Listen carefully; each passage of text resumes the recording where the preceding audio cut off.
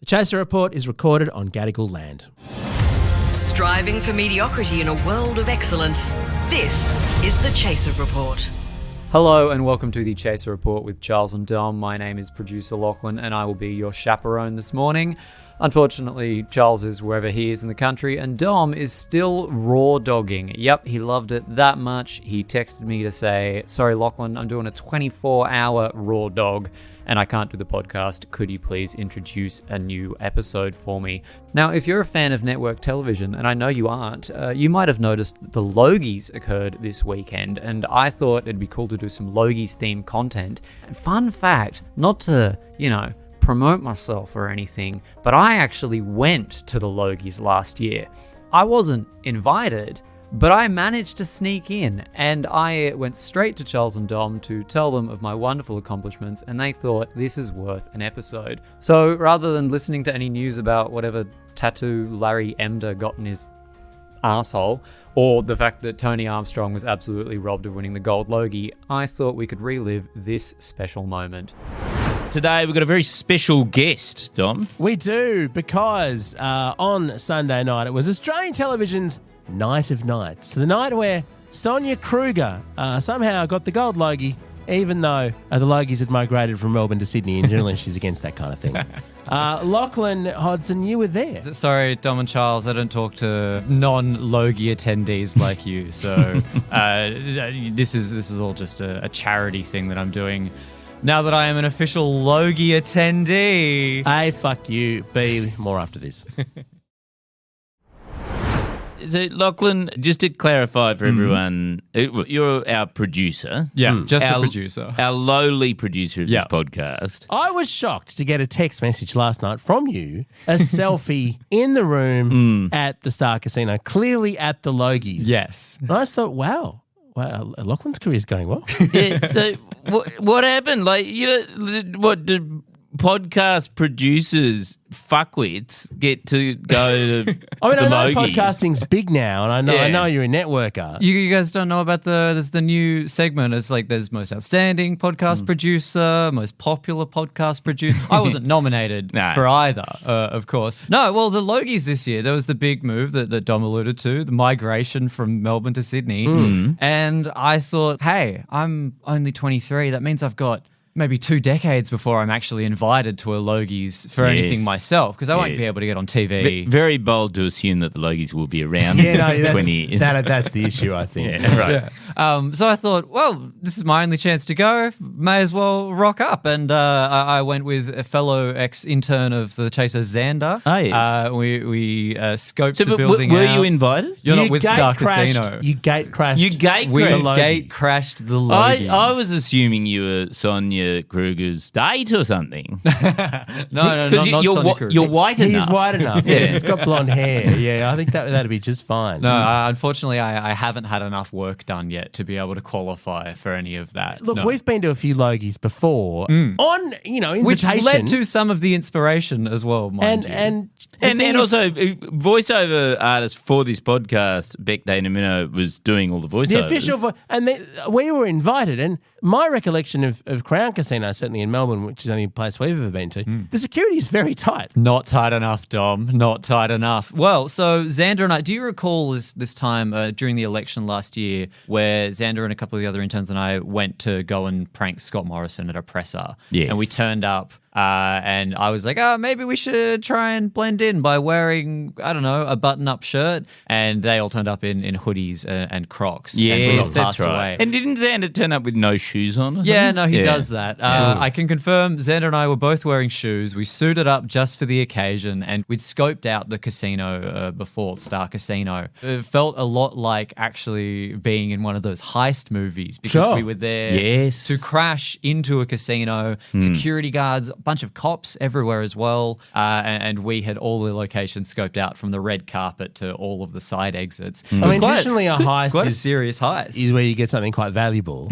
whereas what you got was the ability to watch a much more tedious and more drawn-out version of the Logies than the one on TV, which was 3.5 hours long. As someone who has now been to the Logies, I can give my full professional endorsement on just staying at home and watching them. Not watching them. Not watching them. I watched Sam Pang's monologue this morning. That's all I watched. And it was very good. I thought great. Sam Pang was very funny. That's it. Yeah. You had about 6 hours more than you needed. Yeah, because there was obviously a lot of stuff that I got to see that you guys didn't get to see. Did the submarine Lego joke make it into the final cut? Because it was a did, setup for the later. It was a setup. A brilliant setup. Brilliant. Charles, you'll like this. Go and tell him what the joke was. Yeah. So Sam Pang is delivering obviously part of the opening monologue. And Sam Pang said this. And the most recent season of LEGO Masters saw contestants take on their biggest challenge yet, building social connections and interacting with other human beings. And a win tonight would cement LEGO Masters as Australia's premier entertainment show and also provide some comfort after the unfortunate episode where 5 contestants were lost in the LEGO Submarine Challenge.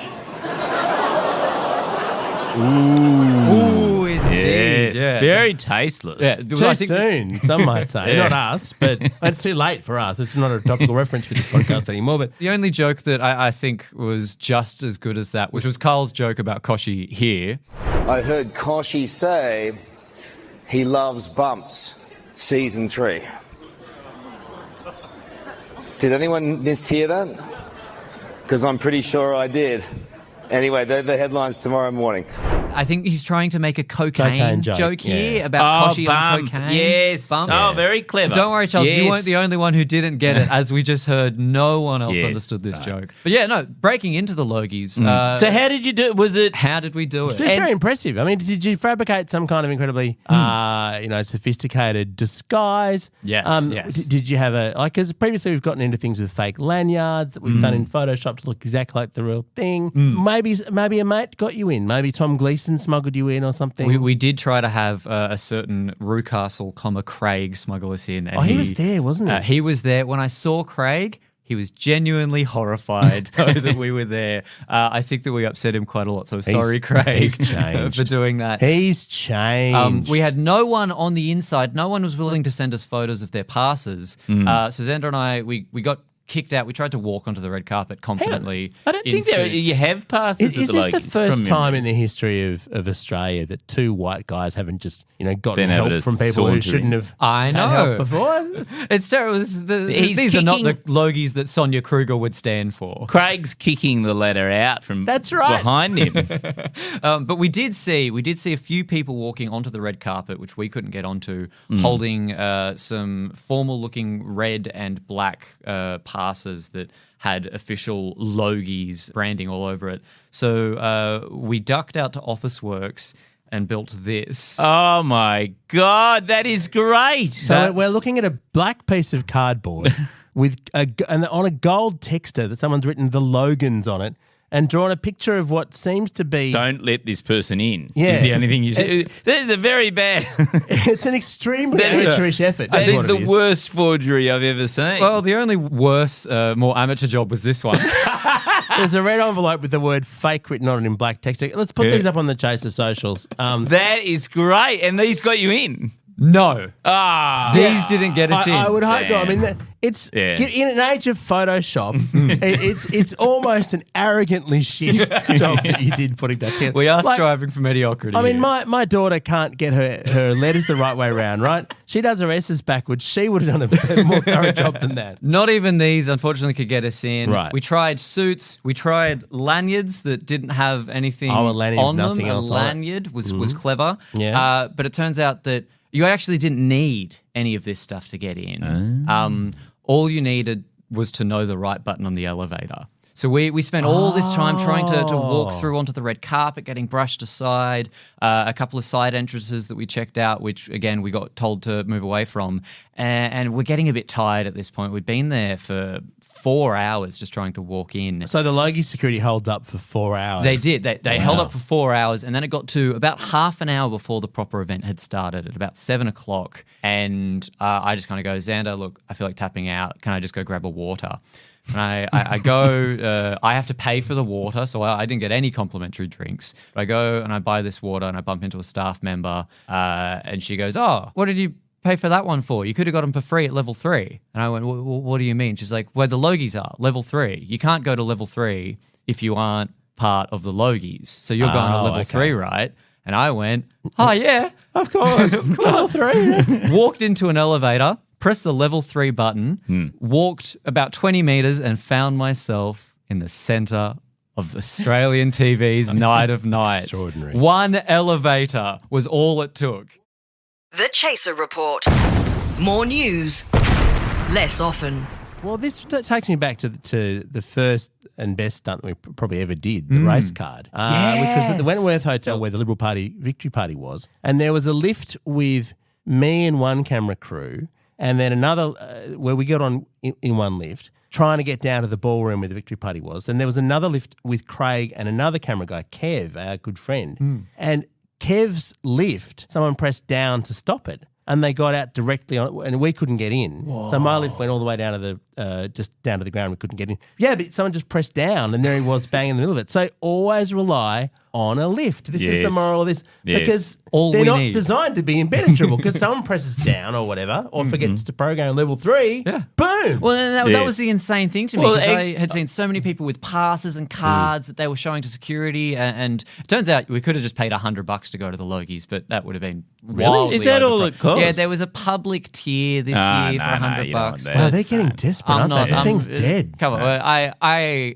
if I'm not going to the Logies by invite, it's because my invite got lost in the mail. I mean, they should be paying you $100 to be there. Because there's a program for seat warmers, right? Like they pay seat warmers to be there. That's what Craig thought Xander and I were. And the thing is, it's so tedious that actually the seat warmers are forced to watch most of the ceremony while the celebrities who seat there are in the toilet doing line. Well, they a few years ago, like about a decade ago, they made it so that you could only drink while you're in the auditorium. Oh, yeah. To try and encourage people. I think that was mainly because of us. Because of us. When we first went. We just told everyone, come out here and drink. They go in the lobby. There was just drinks in the lobby. Yeah. And you didn't have to watch the Logie. So everyone just was in the foyer. I mean, that's the only way that anyone could have possibly enjoyed them. Charles sent a challenge to me very early when I told him I'd broken my way in. And you said, Charles, your challenge, should you choose to accept it, is don't fall asleep during every single acceptance speech. I can say that I didn't fall asleep. I just started contemplating suicide. Well, the best text I got, which I sort of mentioned to other people today, is that at the very end of the night, there's a text saying, honestly, I wish I'd just stayed in bed. Which is exactly what, I mean, the thing was still going, because I was vaguely curious about who won gold this year, because there's some interesting. If Sean McAuliffe had won gold, Lee Sales. Even Lee Sales, that would have been interesting. Or if Sonia Krug had won it, we would have known that, let's just say that various indiscretions in her professional past had been conveniently overlooked by the voting public. So, yeah, I wanted to know who won. And I looked at online at 11:30. I thought, there must be a mistake. They haven't announced Still who going. And it's still fucking going. It was long. And Beck over the voiceover had said very early on in the night, these speeches are to go for 30 seconds only. First award went to Colin from Accounts, and so Patrick and Harriet got up to accept it, and went easily over 5 minutes in the first speech. And that was, they killed at the BAFTAs as well. Oh yeah, they nailed it. But this was the problem. Then they won 5 more awards. No. And they went, maybe they had to challenge themselves to go longer each time. Because on the 5th award, you're really going, I've got to stretch this one out. All right. Yeah. But I thought the only thing that was extended longer than that was Daryl Summers actually presenting the gold Logie. Did either of you see this? No, God, no. But I read this. Sorry, it was an auction. Awkward and terrible. So you never grew up with Hey Hey It's Saturday. So you don't realise the whole format was Daryl Summers extending just out. padding. With no content. Three we hours were of already padding. in there for an hour longer than we were supposed to be. I mean, it was already the world's most tedious show. Yeah. Daryl's padding was actually the best thing about it, because when the padding stopped, they had a segment, and that was shit house. But the other thing about Daryl is that he would have been up there whenever he does any public event. He's trying to get Hey Hey back on TV for the 23rd reboot. Like, the man will, even when he's in the grave, he's still going to be popping up going, reboot, reboot. It's still a good show. So that's what it would have been. He would have been pitching another series of Hey Hey. Well, I can't say that people would be saying no to him considering the state that they were all in there. I managed to actually walk up to, because everyone from the industry was there, and I'm just a lowly producer. They just assumed you were meant to be there. Yeah, exactly. And that was the only thing I had going for me. No, So they I got probably to- thought you were some hot neighbours star. I got to ask Koshi for investment tips. I got to say to Mick Malloy that I'm a big fan of Cracker Jack. He would have loved that. Oh, he did. He did love that. I wish I'd known that, because I went on his show this morning and was telling him about your adventures, and he was very happy about it. Oh, and I good. wish I'd said, did some dipshit mention Cracker Jack to you? Yeah, because that was a joke. No, well, look, I think it would have added something to have someone who, because everyone there would have been very jaded and bored with it all. And there's one person who was probably in the first 10 minutes you were there, you were genuinely excited to be there. Oh, live it. I was on top of the world. Yeah. And then the opening monologue finished. Now, can I just ask? So you broached basically Star Casino security. Do you think maybe you can use the same method to get down to their vault?